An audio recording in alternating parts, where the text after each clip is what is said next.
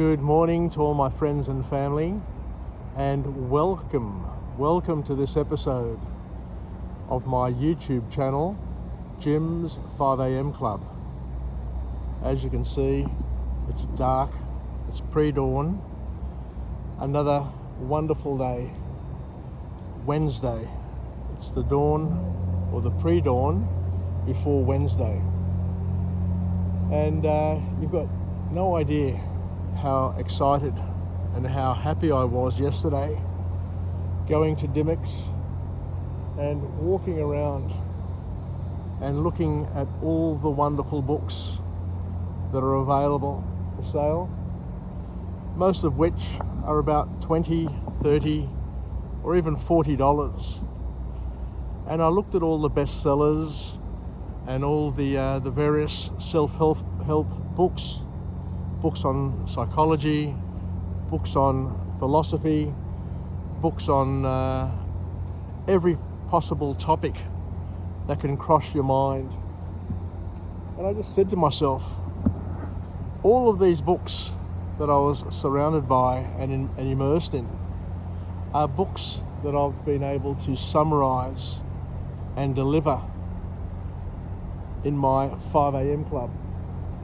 And it's all been done free of charge, and it's been done using the backdrop of this wonderful city that we live in, because the philosophy of Jim's 5am Club is to live, learn and pass it on, whilst at the same time highlighting and showcasing the beauty of Sydney and overlaying it with a message of empowerment. So today, in the fine form of Jim's 5am Club, I have another book summary to go through, and it's a classic, an absolute classic. The book was written about 2,500 years ago and is entitled Discourses by an ancient Greek philosopher named Epictetus. And I guess it's only over the past half dozen so years that I realised that when we talk about Greek philosophy, there wasn't just one school of Greek philosophy. There wasn't just two or three philosophers like Socrates, Plato and Aristotle, but there were many schools of philosophy. And it makes sense, given that I am Greek myself. It would just make sense that you couldn't get two philosophers ever agreeing on anything, and every time a philosopher sprouted their wares and their work and their ideas, there'd be dozens of other people who would be countering and their views and starting their own school of thought and schools of philosophy. So just to make it clear, so that we all understand, there are many schools of philosophy. The ancient Greeks, true to form, found many ways of trying to look at things from different angles, from different perspectives, pushing each other, testing each other, taunting each other, and I guess enabling each other to grow and develop and to further develop their views and their philosophies. And Epictetus was no different. Like all of us, he was trying to understand the purpose of life, understanding what he needed to do with his allotment of time to make the greatest impact and receive the greatest satisfaction in his life, and countering and fighting against the challenges of what life throws at each and every one of us, and trying to secure his path and make a name for himself, and to help others, help empower others to see life from a different prism to enable them to live with the freedom and the purpose according to their calling and callings, because we're all going to live a different past, we're all going to experience a different present. I am here, you are there, you are somewhere else, and most certainly we're all going to end up with a very different future. So it's important to appreciate and to embrace that from the very beginning. And this is one of the main lessons from studying scriptures, by studying ancient philosophers, to be able to develop our own version of reality, because we all have different slithers of reality. We all, as we said before, have an allotment of time called a lifetime, and within that lifetime we need to do whatever we need to do to bring us the maximum reward for our efforts, so that we have a fruitful life. So one of the key lessons, or one of the first lessons that comes out of Epictetus's Discourses, is the question of freedom. What is freedom? And Epictetus says that what else is freedom but the power to live our life the way we want, to do the things that we want, with the people that we want, when we want, how often we want, without being answerable to anybody, to not feel as if we need to justify what we do, how often we do it, and just to live our lives according to our own chemistry and desires. Of course, we're going to make good choices, we're going to make poor choices throughout our life, but that is our freedom to choose, our freedom to do whatever we want, and of course the freedom to accept, to embrace, and to live out the consequences, the many direct and indirect consequences of those actions, both or all of them, first, second, and third level consequences. So Epictetus, as we see from this book, was an influential ancient Greek philosopher, one of the many influential Greek philosophers that we've had the pleasure of studying through our lifetimes. And he was part of a school of philosophy known as the Stoics. And this school existed around about 55 to 135. I'm not sure if that's BC or AD. Please accept my apologies. And he was before Aurelius. He came before Aurelius. But he represented, as we said, the school of the Stoics. And the Stoics were a school of philosophy. You could probably describe them as being very, very serious, very staunch, and I don't know how else to describe them, but let's go through some of their learnings, and we'll be able to indulge in some of the insights that came from this particular school.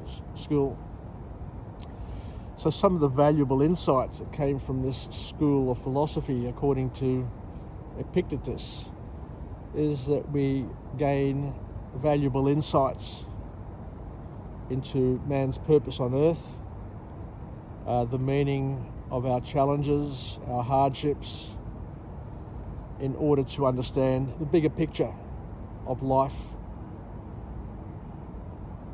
And this school of thought forms the basis of a school of thought called the cognitive behavioral theory. So a lot of the things that we talk about in modern psychology, in pop psychology, in the self-help books that we have, which fill a bookstore. Now, I've done over 1,300 vlogs on book summaries, and a lot of it has to do with this cognitive behavioural theory. So the first key message that comes from this epic work by Epictetus called the Discourses is that life's hardships, now we're all going to go through, we're all going to experience many, many hardships in our lives, and that's what life is all about. If you don't have problems, if you don't have hardships, then chances are that you're probably not living, you're probably dead. So the book goes on to talk about the meaning and the purpose of these hardships. And Epictetus reminds us that life's hardships help us grow as individuals, and that everything happens for a reason. And the purpose in your life is to try and figure out what that reason is. So everything happens for a reason. We hear that all the time, but it's important, I guess, to understand that the source of that philosophy now goes back a long time. I'm not saying that Epictetus was the only one or the first one who said it, but he was most certainly the one who said it before many of the other self-help gurus over the past 100 years have said it. So we need to basically understand a little bit better the purpose of our hardships, and to understand that a lot of the ancient Greek texts, a lot of the ancient Greek references to gods and demigods help us unravel this whole understanding of the reason for everything and why it happens. And you'll note, and the author here notes as well, Epictetus notes, that Hercules was made famous because of all of the challenges that he faced. Ulysses, Odysseus, and many great heroes of ancient times became famous because of the challenges that they had to get through, over, under. And these challenges help them prove something to themselves and help prove something to other people as well. So what would Hercules be if it wasn't for his challenges? You know, having strived to become a better person, a better version of himself, we too are called through our challenges, through our problems, to become a better version of ourselves. You know, just think about it. Would we even know about Hercules, Heracles? Would we even know about Ulysses, Odysseus, if it wasn't for the challenges that they faced and overcame? So, you know, from the mythical times, from the mythical stories, you know, we are given a heads up to remind us that life is about challenges, and that God wraps up meaning and purpose in problems and challenges and suffering. So we shouldn't push back on it. We should embrace it according to Epictetus. We should embrace it according to Greek mythology, and to allow it to shape us and to enable us to understand a little bit better who we are, who the people around us are, and to enable us to grow, develop, and become bigger and better versions of ourselves. Because we need to be forged and to be shaped through the kiln of experience, hardship and suffrage. Very profound words, and a very profound learning. You know, it's just amazing that there is nothing new in the world, as Solomon reminds us in his scriptures. Everything that you ever thought about, every problem that you've ever had, every desire, every dream that has come into the world has surely been expressed by somebody else at a previous point in time. So we're not all that unique nor special, but we're all going to do and experience a different past, present and future. But the call to action here is each person needs to make sure that they leverage and make the most of their life to generate, develop and express the masterpiece, which is their lifetime. So the author then goes on to say that building greatness takes time.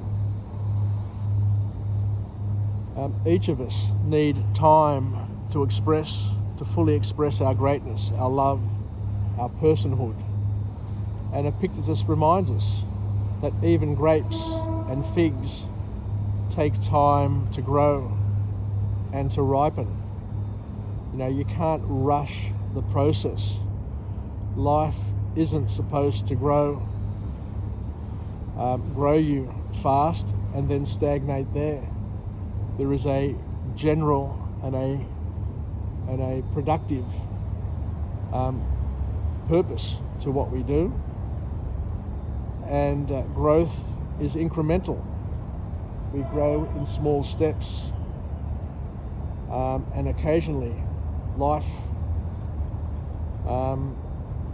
pushes us, encourages us to make some massive, big steps in order to get through some difficult times. So it's through these struggles, through these challenges, that life invites us to take some massive steps to push to the next level, where we hopefully will stagnate, where we will plateau for a little bit of time until life challenges us again to take another massive leap, a massive step up of growth and development.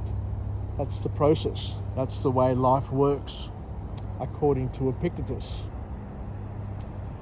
So, as it was saying here, Epictetus says that life is like figs and grapes. First, it must blossom. The tree must blossom, then bear fruit, and then with time, with the right conditions, to blossom. Nothing great happens overnight. Nothing great happens if it doesn't follow a incremental process, a process designed and managed by God through nature. And to understand that God's delays are not God's denials. And as we said, all God's gifts are wrapped in problems, in challenges, and to understand and to receive them with gratitude, and to know that it's the struggle that gets you to the rewards. So as we said here before, Epictetus was a Stoic philosopher, and the Stoic philosophy school states that you must not stress over the things that happen which are outside of your control. Things that we've learnt through life, things that are written in many self-help books, things that our parents tell us, but it's something we need to continue to remind ourselves about, that it's not worth stressing over things which are outside of your control. And this is one of the cornerstone philosophies amongst the Stoic philosophers. Don't concern yourself about things that you can't change. Don't worry about things that are happening on the other side of the world that you can't impact, that you can't change, you can't make good. Just do the things and focus on the things that you can change. The relationships you have with yourself, the relationship you have with your partner, the relationship you have with your children, your grandparents, your work peers, your community. Do things, activate things that you can have control over. Else you'll waste your time worrying about things that are of no consequence. So it's a powerful lesson. And the next lesson that comes from the school of Stoics is the importance of understanding the difference between reacting and responding to the various stimuluses and problems and challenges in life. When we react to things, it's usually done instinctively. Animals react. They just do things when a stimulus impacts them. But the great thing about humans is that we have a rational soul. We are created and brought into life with a rational soul, a mind, a brain, which is much bigger in relative terms and relative size to all other animals. And this rationality, this ability to think, enables us to respond to things, because between action and response, we have this wonderful ability to think about what we should do based on experience, based on modelling ourselves on other people. But we have an opportunity to think, what is the best and most productive thing I can do at this point in time that will give me a better future, considering the first, second and third level consequences, the direct and indirect consequences of the decision that we make and the impact that we may have on those around us.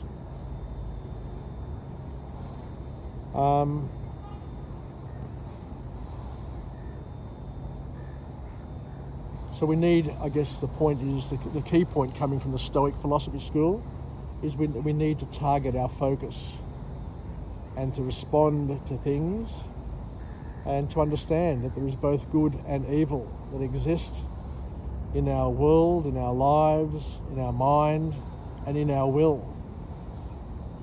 But the choice that we make, the choices that we make are up to each and every one of us, based on our own ability to think it out, to consider it, and to figure out whether or not what we do is God-pleasing, is something that serves God.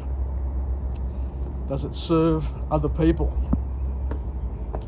So Epictetus, as we know, came into the world, expressed his philosophies before the coming of Jesus. So he's pre-birth of Jesus, pre-resurrection, and massive change that occurred in the world. But it doesn't mean that anybody who was pre-Jesus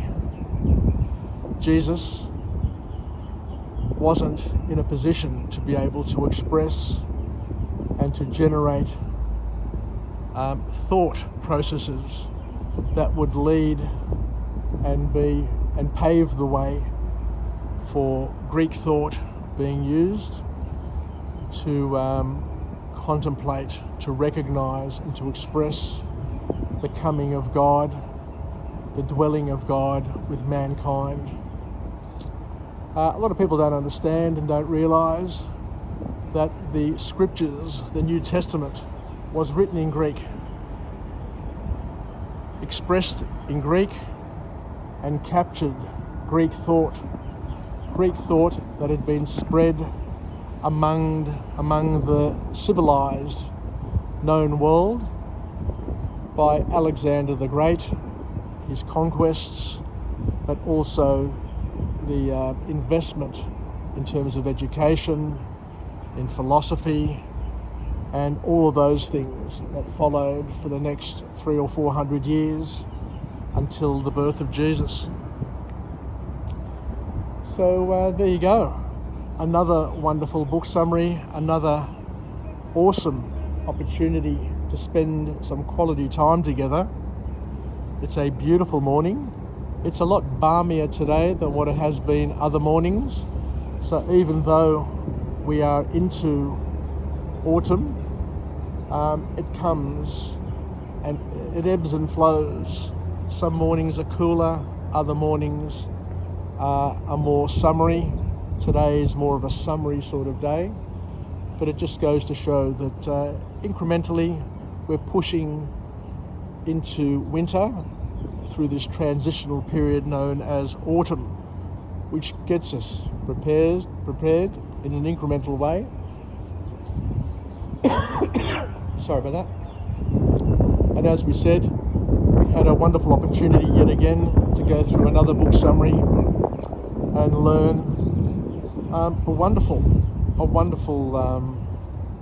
account, and to understand and to appreciate a little bit more another way of thinking, to enable us to see the world a little bit more differently, but also to give us the perspective, to enable us to understand that a lot of the material, a lot of the self-help material that makes it into books and onto the bookshelves in 2022 has come from thoughts, from discourses, from books that were written and captured thousands of years ago by people just like you and I, who had time on their hands and wanted to understand a little bit better the purpose of life and what we're here to do and why we're here in the first place.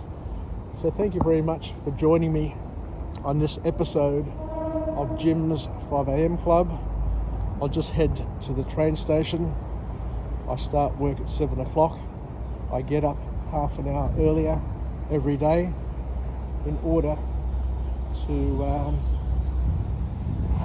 make the most of the morning before work, and to deliver another book summary where we can live, learn and pass it on. I benefit, I gain from this because I learn something new every day, and hopefully by teaching it, by spreading it, by allowing this platform known as Jim's 5am Club, this free platform, I can get the word out. Because as I said, I was in Dimmicks yesterday and I was surrounded by thousands of books, and you've got no idea how excited I got when I realised that most of those books that I was surrounded by, and we're talking about $30,000 or $40,000 worth of books, I have already delivered those books as book summaries on Jim's 5am Club, and it's free of charge. You don't need to spend $30,000. You don't need to spend hundreds and thousands of hours reading all those books to pick out the morsels, to pick out the lessons. We've done it here for you, and we've done it in a loving way, in an incremental way, where we can, as we say, talk about it, incorporate it, and use it in our lives to help improve our lives, make things better, make things easier, learning through OPE, other people's experiences. You know, we don't have to go through life and make mistake after mistake. We can learn from other people's mistakes. We can learn from other people's experiences. And that's one of the beauties of this platform. So spread the word, let people know that Jim's 5am Club is a YouTube channel and it's available for everybody to use and make the most of. Take care, wishing you a happy Wednesday, and we'll chat again. Bye for now.